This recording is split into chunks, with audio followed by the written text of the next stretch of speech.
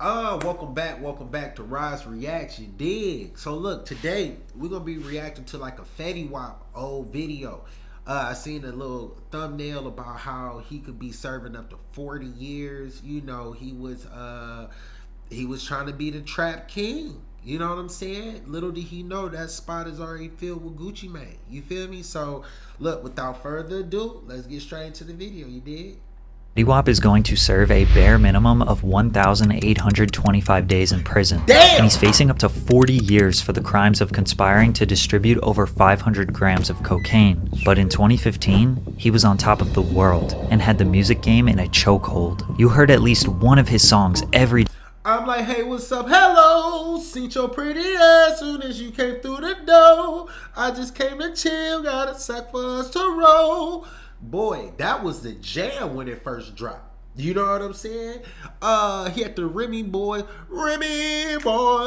yeah. You feel me? Man, he had it on lock, I ain't gonna lie. Every day, multiple times per day for over a year straight. His first 4 songs he ever released, Baby, won't you come my way? Boy, he had them hits. Debuted in the top 10 on the Billboard Hot Rap charts and remained in the top 10 simultaneously, something that was never done before. He even has the rare achievement of earning a diamond single, which is 10 million records sold. Fetty Wap made basically every wrong decision one could make throughout his entire career. He stayed loyal to the wrong people, made terrible financial decisions, and sabotaged his own career. Most people have no idea what even happened to him. How did he go from being a beloved superstar to a drug trafficking kingpin? Well, the story is even more tragic than we thought. Willie Maxwell had all the odds stacked against him, starting with the day he went blind. He was born with glaucoma, which in short causes fluid to build up in the eyes, putting pressure on the optic nerve and making it hard to see. At 6 months old, he had reconstructive eye surgery, and luckily the doctor was able to save one of them. Then at age 12, he decided he didn't like the prosthetic eye and embraced showing his blind eye. I was born with glaucoma, and I lost the eye at 6 months. And I got reconstructive surgery when I was 12. And I just stopped wearing the prosthesis because I didn't want to look like everybody else. To make matters worse, he grew up on the rough street. That's solid. You know what I'm saying? Gotta be your own man, be an individual. I can respect that. Streets of Paterson, New Jersey, 22nd and 12th Street to be exact. Kids would bully him because of his eye, so he had to learn how to defend himself at an early age. However, he had one escape, and that was music. Willie played the drums alongside his father, his brother, and uncle in the local church. He was constantly surrounded by music and was putting on performances even as a child. He even took his talents to the school band, but Willie didn't like school, and the kids didn't like him, which led him to dropping out as a teenager. He got his nickname Fetty because he was always trying to get the money, but he never had a job, so he hit the streets to pay his bills. His family didn't support his lifestyle, so he resorted to sleeping on friends' couches and floors. As if times couldn't get any harder, he had his first child. He was broke with no plan and destined for failure until he met Monty, who introduced a way out. Monty was a local rapper in Paterson who introduced Fetty to the music scene. P. Dice and Knit the Grit were other artists who had a little bit of buzz in the city. P. Dice, Monty, Fetty, and a few others started calling themselves the Remy Boys, based on their love for Remy Martin's 1738 cognac. The third song Fetty ever recorded was Trap Queen. He always knew it was a hit, but it went unnoticed for years. Knit the Grit saw potential in the group and decided to quit his own rap career and start a production company / label called RGF Productions, and he signed them. But Knit was new to the business, and he needed help promoting his artists. He got connected with Muscle Team Fuzz, who is an OG in Paterson, rapper, CEO, community leader, among other things. Fuzz took Knit under his wing, showed him how to move like a boss, and how to get the support of Paterson. Fetty getting involved with these guys would be the best and the worst thing that ever happened to him. Knit and the Remy Boys would stand outside of Broadway Pizza in Paterson selling CDs. Fetty was okay with the traditional way of getting poppin' locally because his only goal was to get lit in his city. He never thought he had more potential than that, but once they took to the internet, everything changed. Fetty posted Trap Queen on his SoundCloud and YouTube, then promoted it on Instagram every single day. In love with the money, I ain't never let go. Boy, that was the jam, day trying to make some noise online. Despite his efforts, it was mostly unnoticed, gaining about 1,000 streams per day. At the time, he also released 679 with Monty and P. Dice. Knit and Fuzz knew these guys were making hits, and they were using all their connections in New Jersey and New York City to get these songs played in the clubs. Fuzz's artist Franco linked up with Fetty to make the song Zoo-Wop. This one was getting even more traction than Trap Queen. With RGF and Muscle Team Entertainment working together, Paterson was unified and about to put New Jersey Jersey on the map. By September 2014, Fetty Wap was a local star. Even in the middle of the internet age, Fetty managed to 2014, Fetty Wap was a local star. Even in the middle of the internet age, Fetty managed to blow up the traditional way, in his city. 1 month later, Bobby Shmurda, who was at the peak of his career, posted a video of himself singing Trap Queen on Instagram. Blogs started covering the song, he did his first interview with Complex, and the internet was trying to figure out who this one-eyed rapper was. He secured a record deal with 300 Entertainment. However, they gave him a small advance of $200,000 because they didn't believe in his other songs. They only thought Trap Queen was a hit. 300 started pushing Trap Queen to radio stations all over the country, and in the beginning of 2015, the music video started gaining over 200,000 views per day. Funk Flex debuted a remix with French Montana on Hot 97. Rihanna said in an interview that it was the last song she purchased. Then Kanye brought out Fetty to perform at the Rock City Classic in New York City. Shortly after, Trap Queen debuted at number 86 on the Billboard Hot 100, 1 year after it was posted and 2 years after it was recorded. He went from local legend to mainstream household name in just a few months, but he didn't want all the fame for himself. Like, I had a plan of how this shit was supposed to go. You know what I'm saying? Like, and that was supposed to be Monty's record. That was Monty's breakthrough record. Like, he was supposed to, boom, all right, Fetty Wap goes on tour, Monty goes on tour. You know what I'm saying? Was it supposed to be Fetty Wap and then Monty on the tour with Fetty Wap? The record he was talking about was My Way. The now 3 times platinum record was supposed to be Monty's breakout single. It was actually Monty's song to begin with, but Drake heard it in the club, asked Fetty through Instagram DMs if he could remix a song. Fetty asked Drake if he could just leave Fetty on the hook, remove his verse, and just have Drake and Monty on the verses. But the OVO team kicked Monty off the song and released it on SoundCloud without Fetty's approval, and spoiled Monty's debut. The song was blowing up on the internet, but neither Fetty nor 300 Records ever really promoted the song. It wasn't even available on iTunes or streaming because Fetty didn't like the way Drake handled that business. Instead, they re-released the old track 679 to focus more on the Remy Boys. 679 hit Billboard immediately. Then a month later, his 4th single, Again, also hit the top 10 on the Billboard Hot Rap charts. By mid-2015, Fetty had... How did Again go? How did Again go? I gotta look this up because I forgot how Again go. Again, Fetty. How does it go? Oh, I want you to be mine again, baby.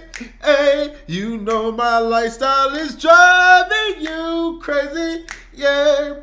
I cannot see myself without you. Yeah, his first 4 singles in regular rotation on the radio, but the fame never got to his head. When he made his first $1 million, he gave it to Knit the Grit for signing him to RGF and making all of this possible. But Fetty spent his money recklessly. The most superstar thing I've done, I spent a lot of money. I can say that. On this particular trip, I was like $8 million. On one trip? Yeah. Well, we go to the hotel. And the hotel like, yo, we don't have enough rooms. And I'm like, you know what? I don't want to hear this. Right. Call my man like, yo, I need a house right now. Right. They're like, you want to rent it? I'm like, nah, I'm just going to buy it.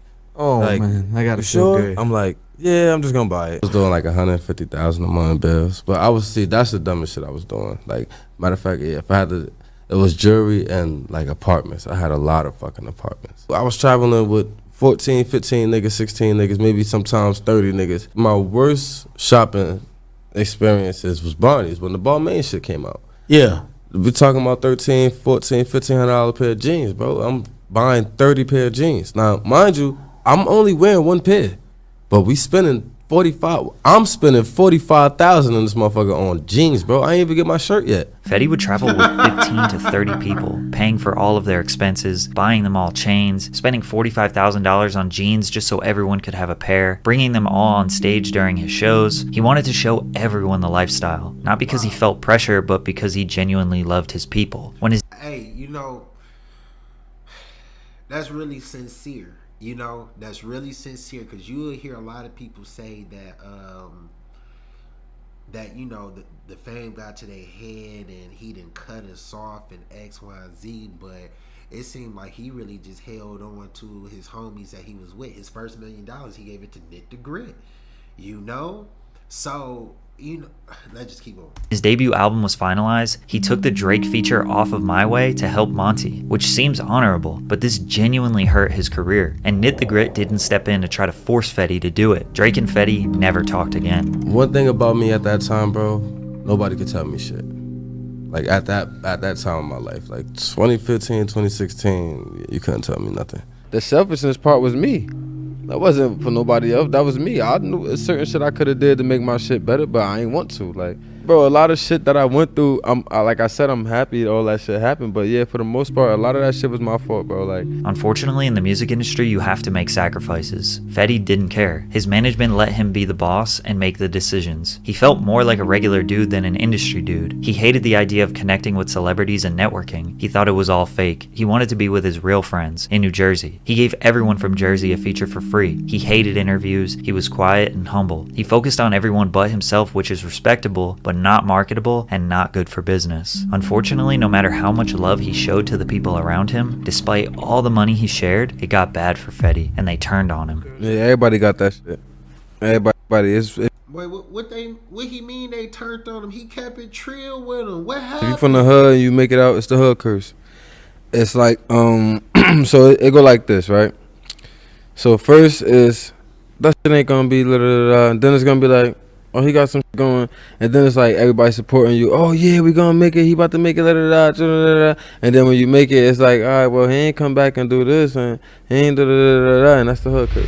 Fetty took care of a lot of people, gave them money, gave them opportunities. What they did with that was up to them. He realized some people took the money and expected more handouts, and some people used it to genuinely kickstart their own careers. But the first fallout started with P. Dice, who was on the last verse of 679, in which Fetty removed from his album. P. Dice wasn't around much, and most people don't even remember him as part of the Remy Boys. What I told Dice was, if you gonna be a Remy boy till it's time for you to branch off the right way and bring your team up, my nigga. Don't come do shows here, do shows there, and think I'm gonna pay you like I'm paying everybody else. It don't work that way, my nigga. I could do 3 shows and be good for a couple months, my nigga. You just couldn't wait for that. That wasn't what you wanted. It was taking too long for P. Dice.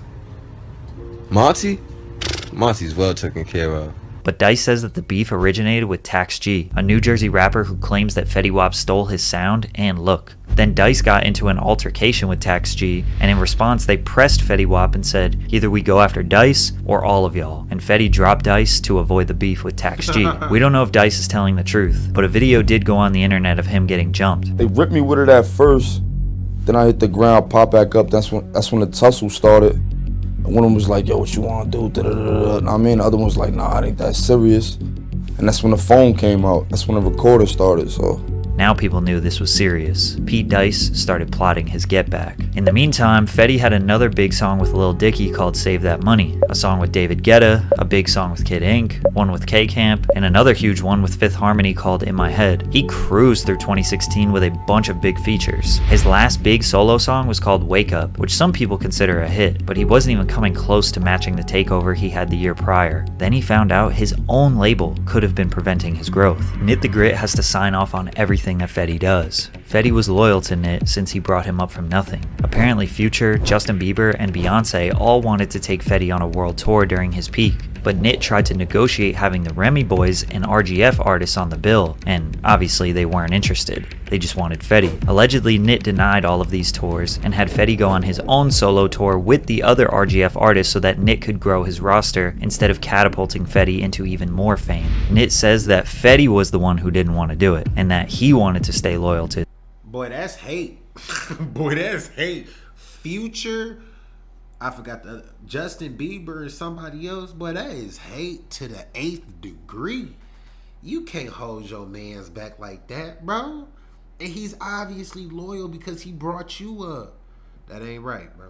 His guys. Nit also admits that he had very little business experience and knowledge. He also admits that the lawyer he hired to represent them all the way back to the first deal with 300 wasn't exactly the most top-of-the-line entertainment lawyer. If Fetty had gone on any one of those tours, his buzz probably would have lasted much longer. So it's unclear if Nit was trying to sabotage them intentionally, his lack of experience hurt them, or if it was Fetty just being stubborn. Because as we know, after 2016, Fetty Wap seemingly disappeared. But he wasn't even welcome in his hometown. P. Dice linked up with Muscle Team Fuzz, and they condemned Fetty from coming back to Patterson. So Fetty Wap, if you like that and you saying you run the city, we gonna be on your block shooting this video. You know what I'm saying? Right. With your niggas. A bunch of Patterson rappers filmed a diss track on 22nd and 12th where Fetty is from just to prove that Fetty was not a real gangster and he didn't run anything in Patterson. A few months later, there would be a robbery involving Fetty where 3 people got shot with non-critical injuries. His chain got stolen and Fuzz posted himself on Instagram wearing it. Fetty allegedly reported the stolen property to the police, which got Fuzz locked up. Fetty even dissed P. Dice in his 2017 track called A. But most of you are probably wondering why Fetty would still be beefing with the guys from his hood after 2 years of being mainstream. Well, Fetty's pride started to act up. He thought he did nothing but good for his city, did everything he could to help as many people as possible, and they still were not happy. He said, Bro, let me tell you something, bro. Let me tell you something, bro. I ain't got nothing to prove to nobody, bro. You feel me? Bro, if I'm from a city, I'm from Detroit. If I'm from this city and I make it like mainstream, nationally known, I don't care if my hood don't allow me to come back, welcome me back. First off, what's the purpose of me even coming back to the hood? Because once I blow up like that, if I'm buying my homeboys $50,000 worth of jeans, my mama ain't in the hood no more.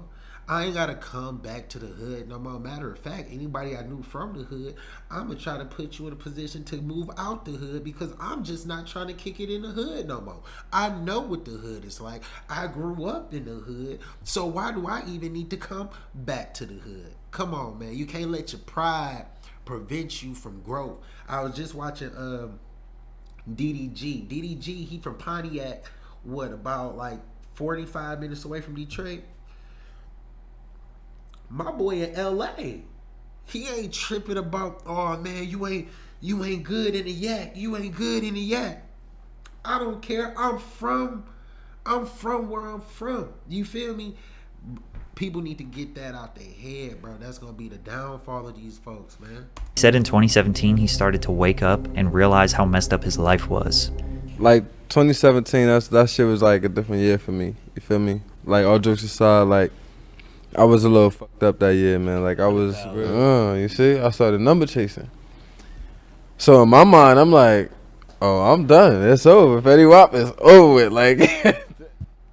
Fetty was scrambling to get his finances in order. He had to clean house, downsize his team, and make sure he doesn't go broke. He looked at Nit. He started to question what he even did for him in the first place. Nit gets paid before Fetty does, so he needed to assess if he was actually helping his career. Literally since 2017, Fetty hasn't been on good terms with the man who pays him and has to approve every song, every show, every brand deal, literally everything he does. How can a career progress from there? Well, it can't. By 2018, everyone forgot about Fetty Wap. Granted, most of this happened behind closed doors. People have very fond memories of him. He didn't go out sad, he didn't embarrass himself. He just kind of faded away and nobody really asked any questions. I fell off musically by being popular, but I built myself to be able to bring myself back up. Despite spending money recklessly, Fetty prides himself on being very good with his money. But the charges he was found guilty on strongly suggest that it wasn't just his music money that kept him rich all these years. In October of 2021, Fetty Wap was arrested after he got off stage at Rolling Loud in New York. He was charged with conspiracy to distribute and possess controlled substances. The press release showed that the officers seized 16 kilograms of cocaine, 2 kilograms of heroin, numerous fentanyl pills, 2 9mm handguns, a rifle, a .40 caliber pistol, and ammunition. Maxwell, along with 5 others, allegedly trafficked more than 100 kilos of opioids, including fentanyl, heroin, cocaine, and crack, from the West Coast and sold the deadly drugs in New Jersey and across Long Island, officials said. Now this is big-time drug dealing, not just some small operation. However, a couple weeks later, he got out on a $500,000 bond. It was a big story for sure, but I feel a lot of his mainstream audience didn't even know about this. Plus, he went right out and did a bunch of podcasts, interviews, and went on a press tour for his 2021 album, The Butterfly Effect.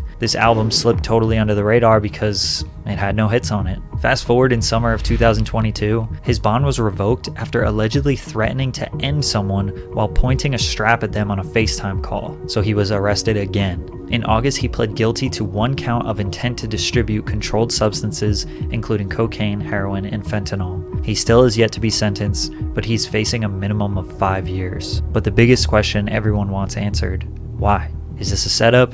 Is he actually a kingpin drug lord?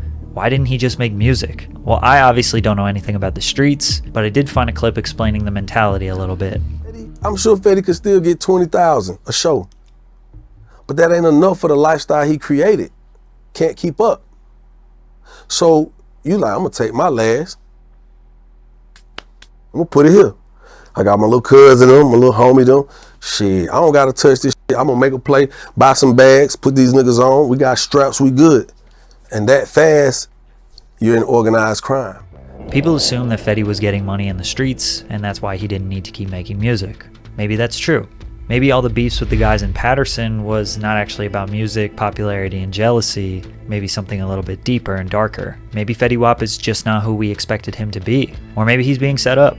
Which in that case, maybe his management is the reason why his career spiraled. They never believed he would be bigger than Trap Queen, and he had to fight to prove himself to his own team. Then when he made multiple hits, his pride got in the way of advancing any further. Maybe his own ego got in the way, and he just simply did not want to be famous. In 1 year, he made enough money to last him a lifetime, and maybe he was okay with that. Just wanted to focus on being a normal person, just like you and me. Boy, I mean, Fetty Wap, he definitely has some hits, bro. I ain't gonna lie, once I get off of this, bro, I'm gonna definitely play some Fetty Wap, man. Bro, you ain't got nothing to prove, man. You know what I'm saying? The streets will trick you out of your position, and your ass gonna be in jail, just like how he's in jail. The same way Rollo in jail. The same way Thug is in jail. The same way Pooh Shiesty in jail. Fujiano in jail. Hood Rich Pablo Juan. You know what I'm saying? Once you get a couple of M's, bro, you just gotta leave that alone, man. Get you some houses. Yeah, the money might not be as fast as you like it, man, but if you could be legit to stay out of jail, I bet he wished that he just would have bought some real estate. Now 5 to 40 years, bro, it ain't worth it. With that being said, man, look, make sure y'all like, make sure y'all subscribe, and I'm gonna be back at y'all in a little bit. You know.